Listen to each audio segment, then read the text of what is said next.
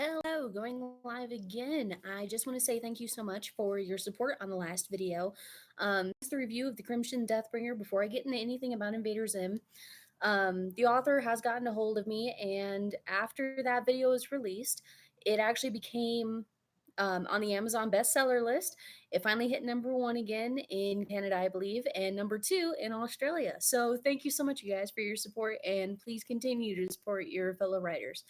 Um, Getting into the Invader Zim ships, I actually have some notes I'm going to be referencing throughout the video, so don't mind if I look a little distracted.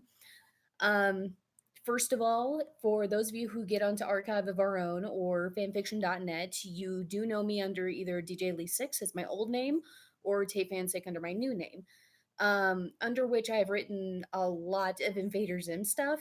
Some one shots, some that are pretty long. Barriers was by far the longest fan fiction.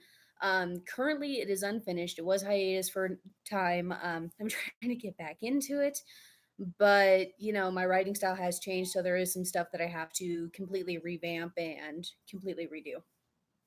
So, anyway, getting into that, obviously there are some ships that I have already done in my stuff, and there are some ships that I have yet to cover in my things. There are some, of course, I support, and some I don't really support. Some that I'm kind of neutral on. I can see why they exist, but at the same time, it's very, I don't know. Anyway, so the first one, obviously the most obvious, Zader, which is Zim X Dib. If you don't really know the ship names, there are some of them I can't really pronounce, or I don't know like what the most preferred name is, so I'll just refer to it as the people, or people, characters involved in that ship. But the first one, of course, Zim and Dib, Zader. But I really think that this is essentially canon at this point. And pardon any background noise, it's just American Dad because I'm in the hotel room again. Um, but of course, I consider that canon pretty much at this point.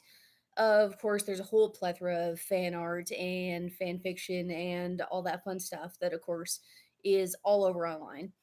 But when you actually look through the show and you see a whole bunch of stuff that could be sort of implied, which the great thing about ships is that um, you can take something that's implied and kind of twist it into your own scenario. Of course, this is very popular with a lot of ships, like you see it in Yu-Gi-Oh! With Seto and Yami and such like that. You see it in things like, you know, Family Guy or whatever, where they'll ship some other people. It's just when it seems pretty much canon, when there's enough there to kind of support the characters. And by what I mean by support, I don't mean like the whole sort of thing where these two characters hate each other. So obviously there must be something more to that. No, I mean when it's hate, it's hate. Um, there's love-hate relationships, obviously. I'm a huge Kaiman fan, which we'll actually talk about South Park ships in a future episode. But getting into things like that, and I'm just not into it. Just shipping people because they hate each other is just it. There's no ground for it to stand on. There's things like Gaz and Gur that I really don't get, but with Zim and Dib, you can actually see that there's like a mutual respect there, even if it's kind of below the surface. But even in the new release of the Florpus that was released on Netflix, just in the trailer itself, where Zim was, posing dramatically just for Dib, things like that, that just it just brings such a love to it that even if you're just like, oh, I don't ship it, I see it as just frenemy sort of thing, which is perfectly fine. There's other ships that I'm going to be discussing in future videos that do that same thing. Going on to it, there's another video, another video. There's another series of one shots that I did where I actually feature Zim and Keef together. Now, this one's kind of an odd dynamic to kind of get into. You could see it as Keith just being just a nice kid who doesn't know how to show affection properly. And considering that Zim comes from a culture and has the type of personality where, showing affection is kind of frowned upon. When you kind of get into the lore that Jonan Vasquez, forgive me if I mispronounce anything, but the creator of Invader Zim actually goes into the lore a little bit with Urkins and how they kind of came to be and why they rely so much on technology now. Um, Things like their packs and how they work, things like the big brains, things like why the tallest are the ones in charge, things that, you know, have to do with why their eyes are that way. Why do they have claws? Why do they stay covered up? All that fun stuff. And actually, that kind of goes into one of my other ships that I talk about. But with Zim and Keef, we don't see much of them interacting, say from that one episode, Bestest Friends. But Keef and Zim is just a really fun dynamic. You have several possibilities. With Zim and Dib, like you do have several possibilities as far as like is Dib actually the sadistic one? Is Zim the sadistic one? All that fun stuff. With Zim and Keef, you have sort of a different dynamic. But you do have multiples to kind of choose from. So it keeps it interesting. If you're going to write or do fan fiction or draw anything for it, it's nice to kind of have those options to play with. You have the whole thing of Keith being super romantic and super clingy and sensitive and just, oh my God, Zim, you're my world and blah, blah, blah, and you're my bestest friend and I'm always going to stand by you and that sort of thing. So there's one of your options, which was kind of more canon in the show. You have the one where possibly if Zim were to finally realize that he was totally betrayed by his tallest, in the original series that was canceled, um, would he become a lot more friendlier and actually appreciate Keith's efforts in order to do some sort of relationship? In which case, it would kind of be like a give and take kind of thing and a little bit more angst involved. I mean, I've written a couple of things for that. I mean, it's not the most popular, but I can certainly see the appeal for it. And then you have the third one, which I can certainly see a lot of possibilities for, but it scares the hell out of me to read it or write it or anything like that.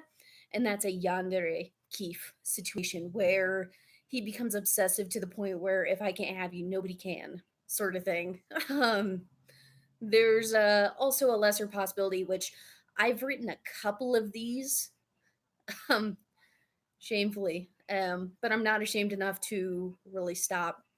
There's also the whole thing of Keef, Dib, and Zim kind of having like this group, like love triangle or, poly relationship.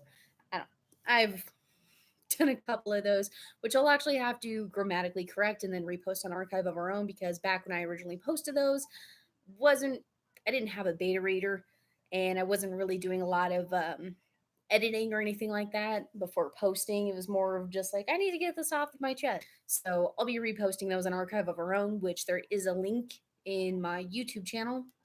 And I might post a link in the description below later. I haven't decided. But the other one that I really got into, especially when I was getting into the lore with Invader Zim in the past and everything like that, was Spork and Zim. There are some people, a lot of people, who don't know who Spork is. Spork was supposed to be the tallest after Miyuki. Um, Before Red and Purple, Miyuki was the tallest, and then there was Spork. And Spork was kind of, from what I gathered, was kind of like a training tallest. He was kind of next in line. And he dies, actually, in the background or whatever that the creator did. He actually dies at the hands of a research project that Zim created. So just kind of like that whole guilt thing. And that's part of the reason why Zim was considered defective and just kind of outcast by everyone, even before Operation Impending Doom 1. So I've done a lot with that where it kind of goes back with you know, before Zim was an invader, he was a scientist, a researcher, whatever you want to qualify as far as invaders or Urkins go. And just kind of having that relationship between him and Spork. And there is some fan art and there are some fan fiction online, and whatever is done that you can find, it's actually really good. I'm always really happy with it. There are a few artists that that I came across years ago that I couldn't tell you who they are now because it's been so long I would have to look them back up again. But there's some amazing artwork out there. Brings me into my next one. Getting is the tallest. A lot of people ship red and purple, and I'm not really into it to be honest. I can see why it's a thing. Of course, they're sharing an empire together, so you could kind of consider them like a power couple that everyone just kind of dreads. And that, to an extent, has a sort of appeal to it. But they kind of have more of a brotherly bully type of relationship, as far as I can gather. Like they just, especially like in the lasers thing in the first episode, like they just enjoy each other in pain. And I don't really see that as just like, oh, they're just Durkins and that's how they are. I more see that as I'm going to fuck with you because I can, like siblings do. I have six younger siblings and we all act that way to each other. Um, so yeah, I'm not really into the power couple trip. I can see why people see it.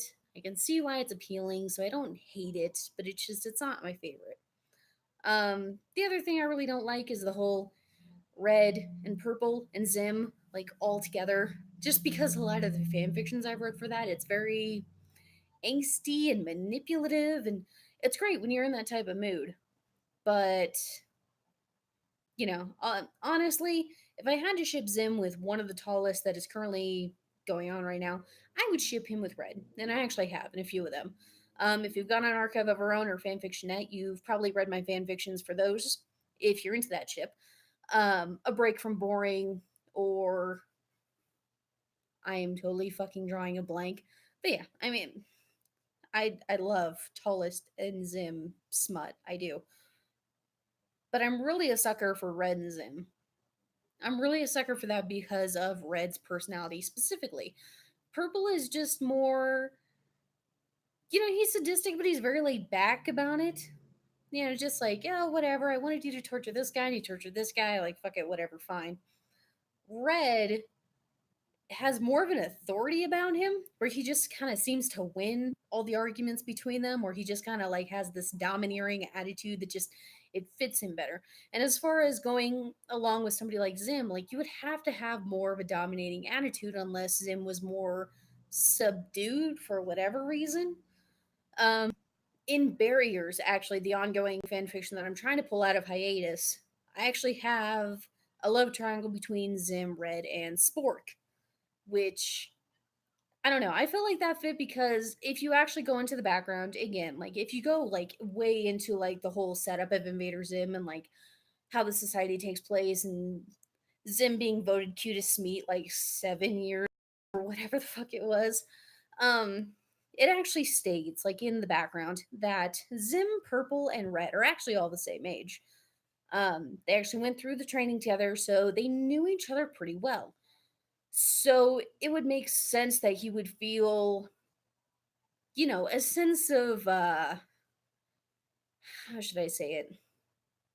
Like loyalty or closeness or whatever to them, even through the betrayal, even if like at some extent like he's well aware of what they're doing, and still wanting that to be their relationship.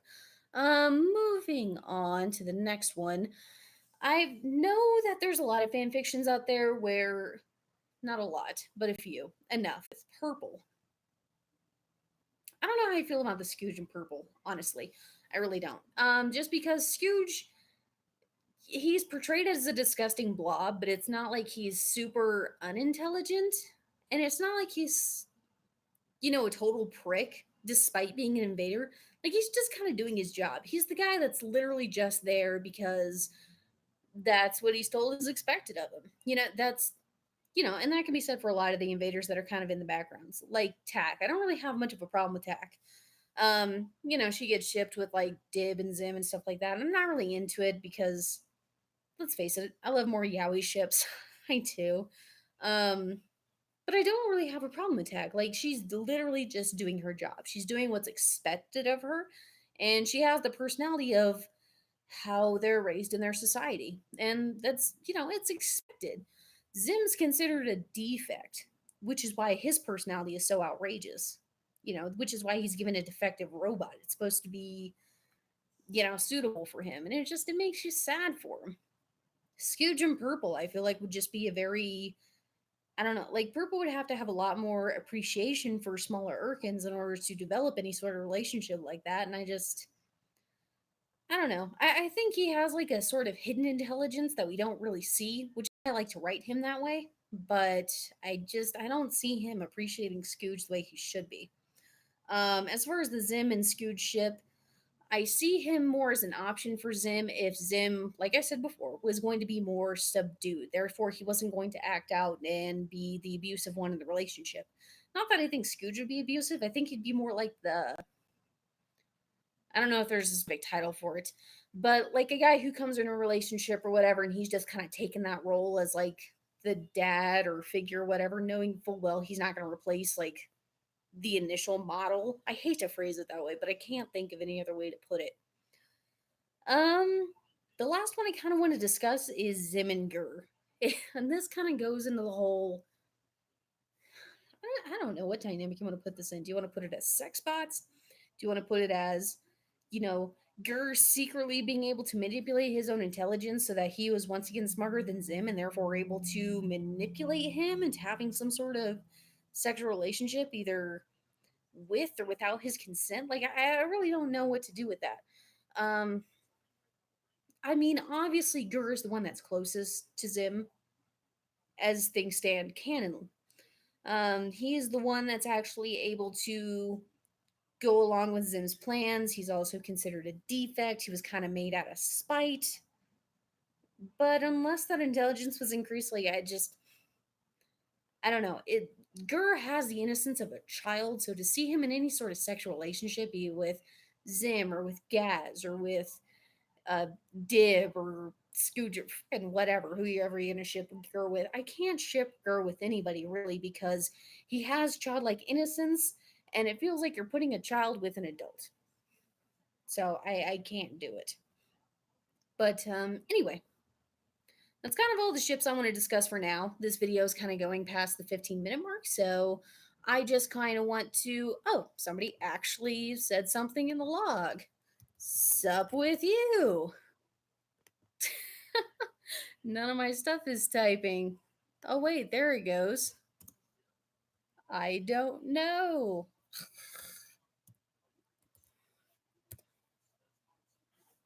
Whoever owlface underscore not so creative. I have a feeling like that's not true. I have a feeling that you're pretty creative.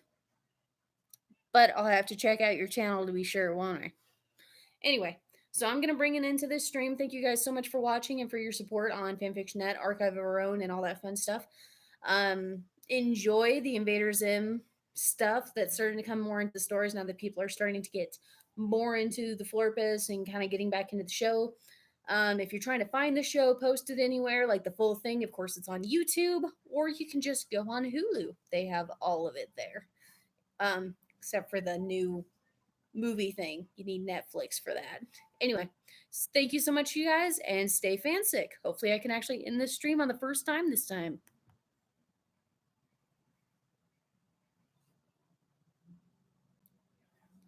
Yes.